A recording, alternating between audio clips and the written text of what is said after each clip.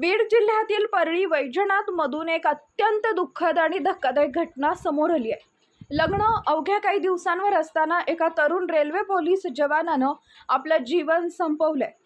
मृत जवानाचं नाव नितीन पंडित ढगे असून ते धाराशिव जिल्ह्यातील लोहारा येथील रहिवासी होते।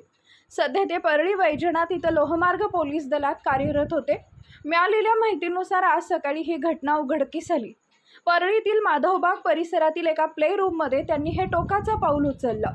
नितीन ढगे यांनी सप्टेंबर 2024 मध्येच नोकरी स्वीकारली होती आणि येत्या 7 मे रोजी त्यांचा विवाह होणार होता। काही दिवसांपूर्वी साखरपुडा मोठ्या उत्साहात पार पडला होता।